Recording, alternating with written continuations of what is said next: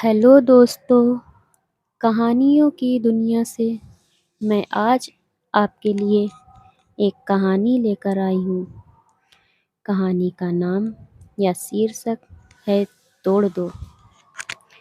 इस कहानी को 19वीं सदी के प्रसिद्ध उर्दू के कहानीकार सआदत हसन मंटो द्वारा लिखा गया है।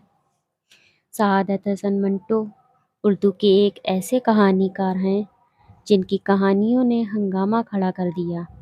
समाज बिलबिला उठा उनकी कहानियों पर। अश्लीलता के मुकदमे भी चलाए गए, उन्हें बदनाम किया गया। वह झुके तो नहीं मगर टूट तो जरूर गए। मंटो का जन्म 11 मई 1912 को समराला जिला लुधियाना में हुआ था।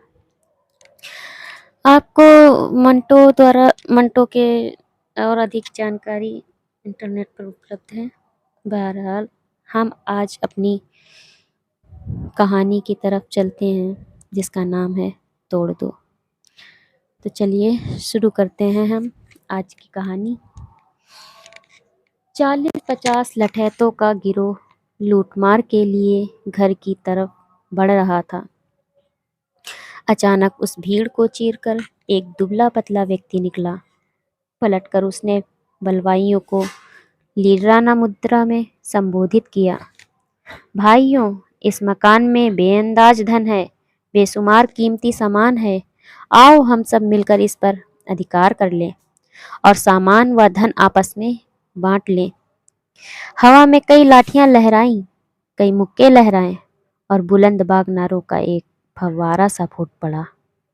40-50 लठैतों का गिरोह दुबले पतले अधेड़ व्यक्ति के नेतृत्व में उस मकान की ओर तेजी से बढ़ने लगा जिसमें बेअंदाज दौलत तथा बेशुमार कीमती सामान भरा था। मकान के मुख्य दरवाजे के पास रुककर दुबला पतला आदमी फिर बलवाइयों से मुखातिब हुआ। भाइयों, इस मकान में बहुत माल है, मगर देखो छीना झपटी नहीं करना, आपस में नहीं लड़ना। आओ, एक चिल्लाया। द्वार पर ताला लगा है। दूसरे ने बुलंद आवाज में कहा, ताला तोड़ दो, तोड़ दो, तोड़ दो।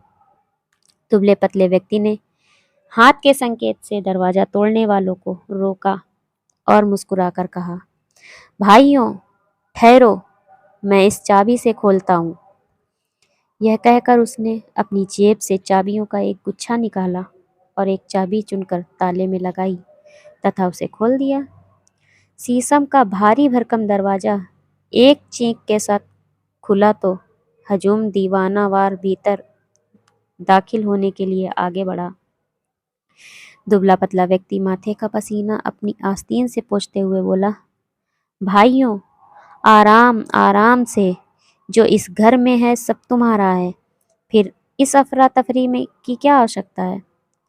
तुरंत ही हजूम में बज्म पैदा हो गया।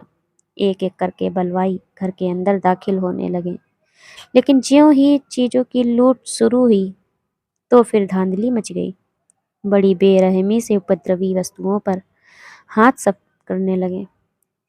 दुबले पतले व्यक्ति ने जब यह दृश्य देखा तो बड़ी दुख भरी आवाज में उपद्रवियों से कहा, भाइयों धीरे से, आपस में लड़ने झगड़ने की आवश्यकता नहीं है, हौसले से काम लो।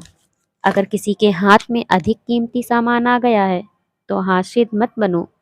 हाशिद का अर्थ यहाँ ईर्ष्यालु से है।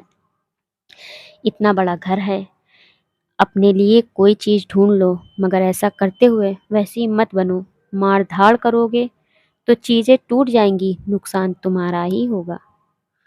लुटेरों में फिर एक बार बज्म उत्पन्न हो गया। भरा हुआ मकान धीरे धीरे खाली होने लगा। दुबला पतला व्यक्ति हिदायत देता रहा, देखो भैया, रेडियो है, आराम से ले जाओ, ऐसा ना हो कि टूट जाए। इसके तार भी साथ लेते जाओ। तह कर लो भाई, इसे तह कर लो। अखरोट की लकड़ी की तीपाई है, हाथी दांत की पिचकारी है, बड़ी कोमल है। हाँ अब सही है। नहीं नहीं, यहाँ ना पियो, बहक जाओगे, इस घर पर ले जाओ। ठहरो ठहरो, पहले मुझे मेन स्विच बंद करने दो, ऐसा ना हो कि करंट लग जाए। इतने में ही एक कोने से शोर बुलंद हुआ। चार उपद्रवी एक रेशमी थान पर छीना झपटी कर रहे थे।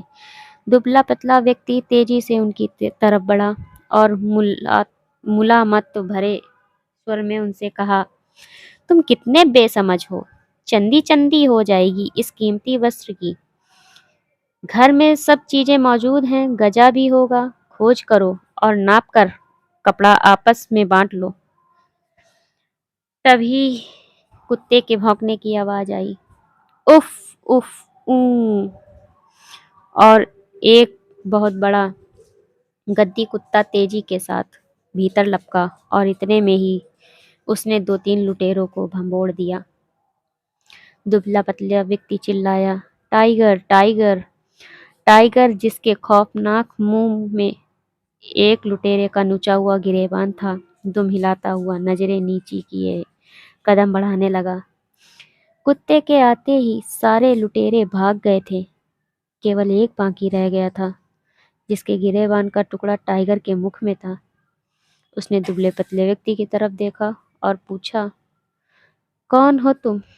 दुबला पतला व्यक्ति मुस्कुराया, इसका मालिक। देखो देखो, तुम्हारे हाथ से वह कांच का मर्तबान गिर रहा है। बस कहानी यहीं पर खत्म होती है। नमस्कार।